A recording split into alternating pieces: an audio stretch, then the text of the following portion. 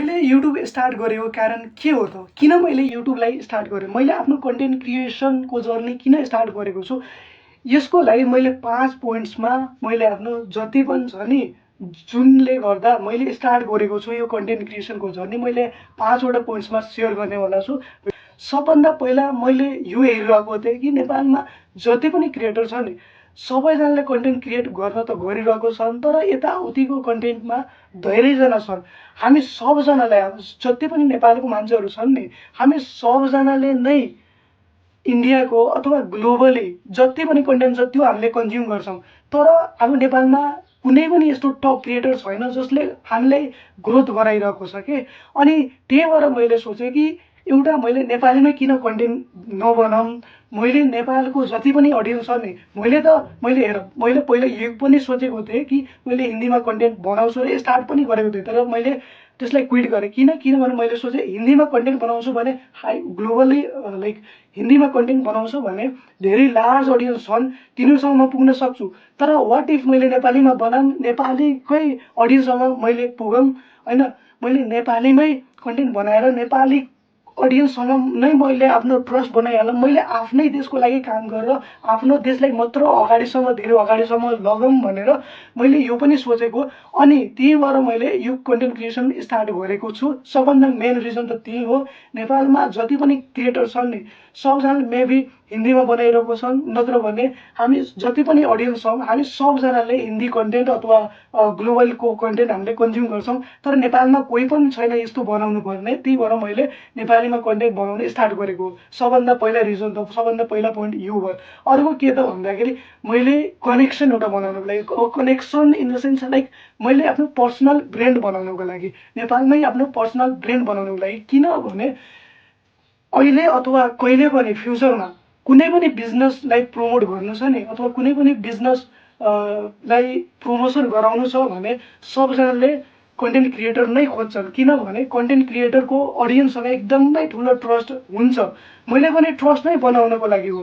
मैले जति सेयर गर्न सक्छु नि, लाइक मैले जति हजुरहरूलाई प्रोभाइड गर्न सक्छु मैले प्रोभाइड गर्छु। अहिले मसँग न त कुनै इक्विपमेन्ट छ, नत्र मसँग ब्याकग्राउन्ड छ, न मेरो भिडियो क्वालिटी राम्रो छ, न मेरो अडियो क्वालिटी राम्रो छ, केही पनि छैन कि। तर पनि स्टिल आई एम डुइङ।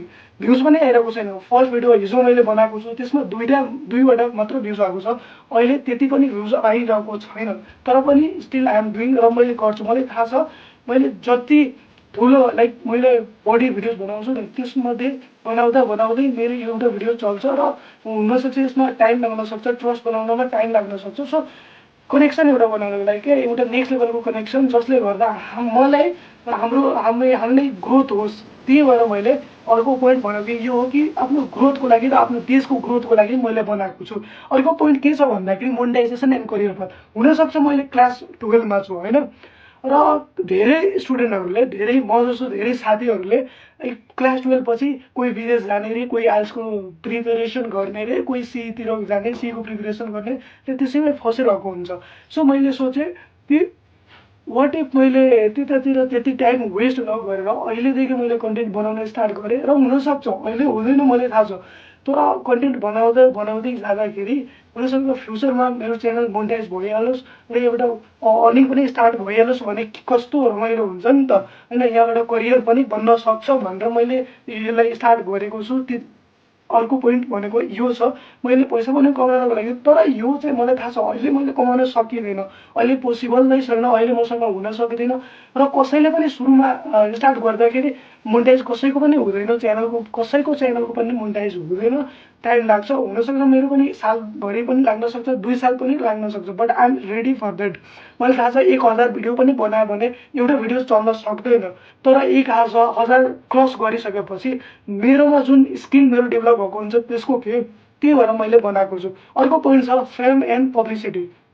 मैले यो किन बनाएको छु भन्दाखेरि मैले आफ्नो अडियन्ससँग मैले भने नि ट्रस्ट बनाउनको लागि। लाइक मैले एक्लै यहाँ छु होइन, एक्लै मैले भिडियो बनाएको छु, र मैले किन आफ्नो अडियन्ससँग ट्रस्ट बनाएर अडियन्ससँग एकदमै मिलेर बनाऊँ। मलाई पनि मेरो पनि ग्रोथ हुन्छ, अडियन्सको पनि ग्रोथ हुन्छ।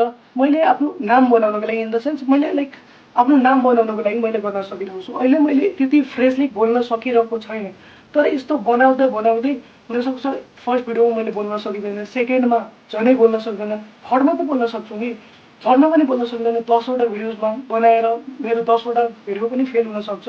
तर मेरो जुन कम्युनिकेसन स्किल छ नि त्यो बेटर हुन गइरहेको छ नि।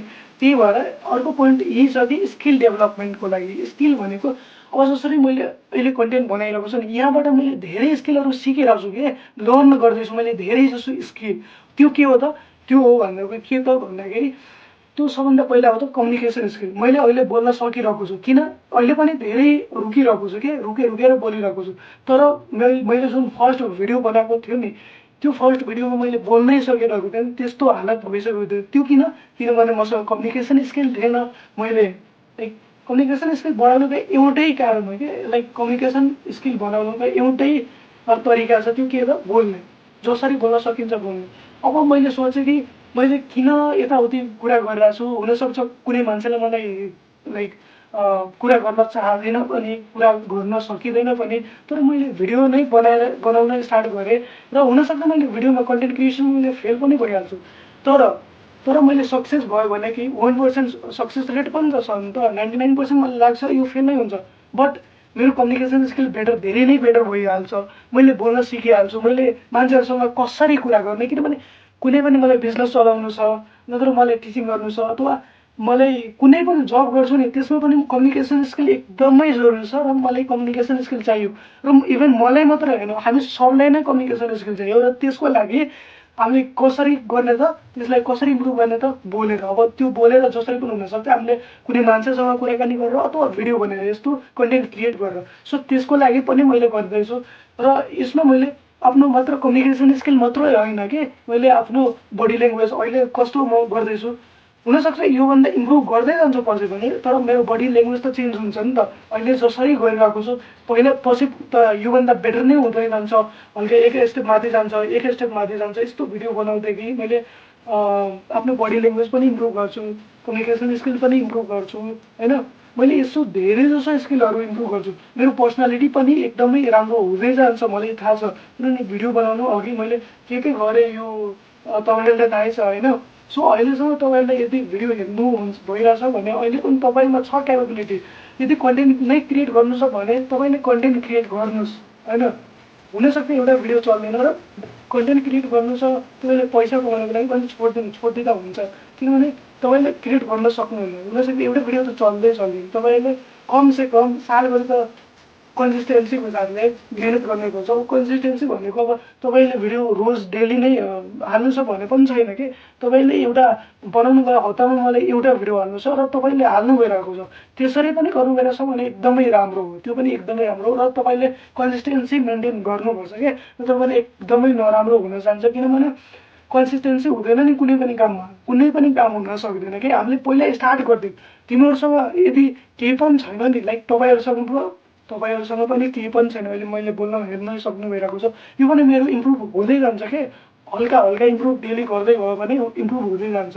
सो तपाईँहरूसँग पनि यदि कन्टेन्ट क्रिएट गर्नु छ, तपाईँहरूसँग ब्याकग्राउन्ड राम्रो छैन, तपाईँको सेटअप राम्रो छैन, अडियो क्वालिटी राम्रो छैन, माइक छैन तपाईँसँग, अनि भिडियो क्वालिटी राम्रो पनि छैन, मोबाइल छ त्यति राम्रो छ कि, लाइटिङ छैन, छोडिदिनुहोस्। मसँग पनि केही छैन, यो ब्याकग्राउन्ड जुन हेर्नु भइरहेछ नि यो सिटी ब्याकग्राउन्ड, मलाई थाहा छ यो राम्रो छैन, तर मैले यो पनि थाहा छ कि मैले यदि कन्टेन्ट राम्रो बनायो भने मेरो कन्टेन्टले अरू मेरो अडियन्सलाई हेल्प हुन्छ भने म सक्सेस हुन सक्छु, मलाई थाहा छ। मैले लाइक युट्युबमा ग्रो गर्न सक्छु, मलाई थाहा छ, त्यही भएर मैले बनाएको छु। हुनसक्छ यो मेरो डे 2 लाइक कन्टेन्ट क्रिएसन जर्नीको डे 2 वा डे 1 मैले हिजो बनाएको छु। र हिजोको भिडियो हेर्नुहुन्छ नि, हिजोको भिडियो हेर्नुहुन्छ भने योभन्दा पनि धेरै नै नराम्रो छ क्या। अब नराम्रो मलाई त राम्रै लागिरहेको छ, किन राम्रो लागिरहेको छ, आफूले बनाएको कुरा त राम्रो लागिहाल्छ नि त होइन। सो के मैले होइन ओके एकदम सक्दैन होइन। सो तपाईँहरूलाई पनि कुनै पनि हेल्प चाहियो नि, तपाईँहरूले कन्टेन्ट क्रिएसन गर्नु छ गर्नुहोस् के, कन्टेन्ट क्रिएसन गर्नु छ गर्नुहोस्, कुनै हेल्प चाहिएछ तपाईँलाई जे प्रब्लम आउँछ नि मलाई कमेन्ट गर्नुहोस्, मैले त्यसको रिप्लाई गर्छु र मैले त्यो टपिकमा मैले तपाईँहरूको भिडियो बनाउँछु होइन। तपाईँले जे पनि प्रब्लम फेस गर्नु भइरहेको छ, न कन्टेन्ट क्रिएसनमा मात्रै होइन, लाइफमा पनि जे पनि तपाईँको एडिक्सन छ कुनै चिजको, त जे पनि के नहोस् त्यसो म यस्तो भन्छु। तर जे पनि छ तपाईँले मलाई भन्नुहोस्, मैले बनाउँछु।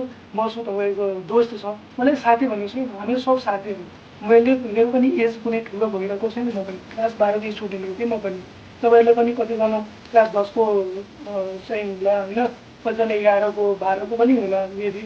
अब यो भिडियो तपाईँले अहिले हेर्नु भइरहेको छ कि छैन मलाई थाहा छैन, तर पछि पक्कै हेर्नुहुन्छ भने मलाई लाग्छ यो भिडियो हल्का लामो हुन जान्छ। सो यही मेरो 5वटा पोइन्ट छ जसको लागि मैले कन्टेन्ट क्रिएसन स्टार्ट गरेको छु, मैले युट्युब स्टार्ट गरेको छु। र तपाईँहरूले भन्नुहोस् मेरो सेटअप कस्तो छ, मेरो लाइटिङ कस्तो छ, मेरो क्यामेरा क्वालिटी, अडियो क्वालिटी कस्तो छ, थम्बनेल कस्तो छ। किनभने थम्बनेल पनि अलिकति राम्रो छैन, इम्प्रुभ गर्दै जान्छु होइन, इम्प्रुभ गर्दै जान्छु। अहिले स्टार्ट त गरेको छु नि, मैले स्टार्ट गरेको छु। स्टार्टिङ नै अब मैले पनि सोच्छु यदि मेरो त्यो रिलेटिभ्सले के भन्छ, त्यो साथीले के भन्छ, मैले धेरैजनालाई ब्लग गरेको छु क्या, इन्स्टाबाट, टिकटकबाट, फेसबुकबाट पनि धेरैजनालाई ब्लग गरेको छु। किनभने मलाई थाहा छ त्यो भिडियो मेरो हेर्छ भने मैले केही न केही उल्टा सिधा भन्छ कि केही नराम्रो भन्छ। बट मैले त्यही भएर चाहिँ ब्लग गरेको छु कि मलाई फरक नपरोस् कि म एकदमै राम्ररी म ग्रो गर्न सक्छु। किनभने यदि मैले कन्टेन्ट क्रिएसनमा राम्रो भएन भने मसँग जुन स्किल सिकिहाल्छु नि, त्यो त नेक्स्ट लेभलको हुन्छ नि, त्यो त मलाई एकदमै नेक्स्ट लेभल बनाउँछ नि। त्यसको लागि तपाईँहरूले पनि यदि सिक्न चाहनुहुन्छ भने सिक्नुहोस् होइन।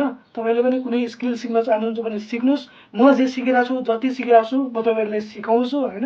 जति सिकिरहेको छु यो होइन, यसले के भनिरहेको छु यार, सरी यार होइन, फेरि होइन। ओके यति त चल्छ नि होइन, फेरि होइन के छैन। छोडा, मैले जति सिकिरहेको छु त हजुरहरूले सिकाउनको लागि एकदमै रेडी छु। मैले सिकिरहेको छु, तपाईँहरूलाई पनि सिकाउँछु होइन। ओके तपाईँले सब्सक्राइब गरिहाल्नुहोस् गाइस। एन्ड हामीलाई इन्स्टा, टिकटक, फेसबुकमा पनि फलो गर्न सक्नुहुन्छ। बट केही छैन, तपाईँहरूले सिक्नु भइरहेछ, केही भेल्यु पाइरहेको छ नि, त्यति हो मेरो मेन मोटिभ। मलाई ग्रो गराउनु हो तपाईँहरूलाई, मलाई पनि र आफ्नो कन्ट्रीलाई। हामी सब मिलेर आफ्नो देशलाई एकदमै